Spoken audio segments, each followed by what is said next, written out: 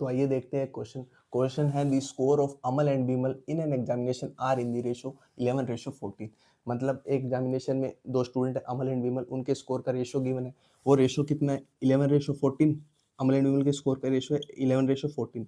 इसके आगे क्वेश्चन में क्या बोला है? After an appeal their scores increase by the same amount and their new scores are in the ratio 47:56।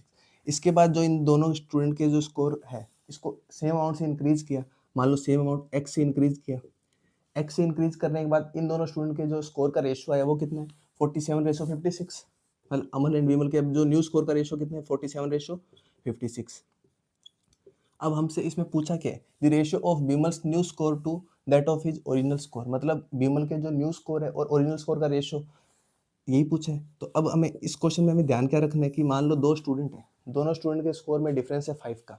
अब आप दोनों स्टूडेंट के स्कोर को जब सेम अमाउंट से इंक्रीज करोगे तब भी वो डिफरेंस 5 का ही रहेगा। मान लो एक स्टूडेंट का स्कोर है 30 और एक का है 25, दोनों में डिफरेंस 5 का है। दोनों को जब 10-10 से आप इंक्रीज करोगे, 30 का हुआ 40 और 25 का हुआ 35, तो अब भी जो डिफरेंस है वो 5 का ही है।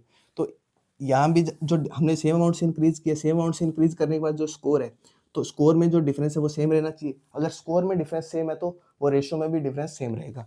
तो इधर जो रेशियो में जो डिफरेंस है वो कितना है? 56 - 47 9 का। और इधर जो रेशियो में डिफरेंस है वो कितना है? 14 - 11 3 का। तो हमने सेम अमाउंट से स्कोर को इंक्रीज किया तो हमारा जो डिफरेंस है वो सेम रहना चाहिए। तो सेम रहने के लिए अब इस रेशियो को हम क्या करेंगे?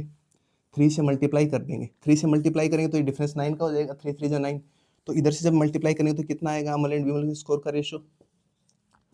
33:42। और जो हमारे न्यू स्कोर का रेशियो था वो कितना है? 47:56।